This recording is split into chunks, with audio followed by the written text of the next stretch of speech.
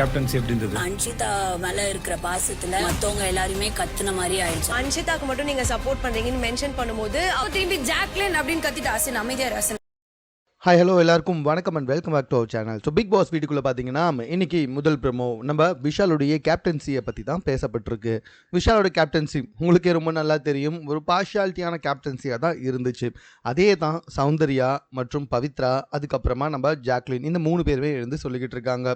So அன்ஷிதாவுக்கு மட்டும் அவர் ரொம்ப favour பண்ண மாதிரி இருந்துச்சு அப்படின்ற மாதிரி சௌந்தர்யா சொல்கிறாங்க. பவித்ரா அன்ஷிதா சொல்கிறத மட்டும்தான் அவர் கேட்டார், அன்ஷிதாவுக்கு மட்டுமே தான் வந்துட்டு எல்லாமே செஞ்சார் அப்படின்ற மாதிரி வந்துட்டு சொல்கிறாங்க.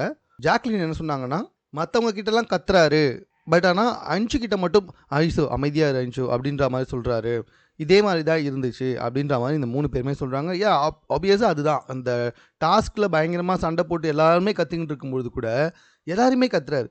ஜாக்லினை பார்த்தா அந்த இடத்துலையும் கத்துறாரு, இந்த பக்கம் முத்து கிட்ட கத்துறாரு, அருண் கிட்ட கத்துறாரு. ஸோ எல்லாருக்கிட்டையுமே கத்திக்கிட்டே இருக்க அவர் அன்ஷிதா கிட்ட போனோம், அன்ஷி அமைதியாக இருந்துச்சு, அன்ஷி அமைதியாக இருந்துச்சு, இதே தான் வந்துட்டு நடத்திட்டே இருந்தது. அன்ஷியை பொறுமையாக உள்ளே கூட்டு போங்களேன், அவ்வளோ சமாதானப்படுத்தேன், இப்படி தான் பேசிட்டு இருந்தார். பட் ஆனால் மற்றவங்க கிட்ட வந்துட்டு பயங்கரமாக கத்திக்கிட்டே இருந்தார். அந்த இடத்துல அதிகமாக கத்துனது அன்ஷிதா தான். அவங்கள பார்த்து கத்தாமல் மற்றவங்கள பார்த்து கத்திட்டு அன்ஷிதாவை பார்த்து மட்டும் அமைதியாக இருந்துச்சு அப்படின்னு சொன்னதுனால தான் அவருடைய கேப்டன்சி இந்த இடத்துல ஒரு பார்ஷியாலிட்டி பார்க்குற கேப்டன்சி ஆகிடுச்சு. அது மட்டும் இல்லை, ஒரே போடா வந்துட்டு சௌந்தர்யா சொன்ன விஷயம், அவரை யாரெல்லாம் கேப்டன் ஆக்குறாங்களோ அவங்களுக்கு மட்டுமே அவர் வந்துட்டு பார்ஷியாலிட்டி பார்த்த மாதிரி இருந்துச்சு. ஸோ மற்றவங்களெல்லாம் வந்துட்டு வேறு மாதிரி பார்த்தாரு, கேப்டன் ஆக்குனவங்கள வேறு மாதிரி பார்த்தாரு அப்படின்ற மாதிரி வந்துட்டு சொன்னாங்க. ஸோ விஷால் தொக்கா மாட்டினாரு அப்படின்ற மாதிரி தான் வந்துட்டு சொல்லணும். இது குறித்து உங்களுடைய கருத்து என்னன்றதை கமெண்ட்டில் தெரியப்படுத்துங்க. மேலும் இது போன்ற செய்திகளை உடனுக்குடன் தெரிந்து கொள்வதற்கு சென்னை சேனலை சப்ஸ்கிரைப் பண்ணுங்கள்.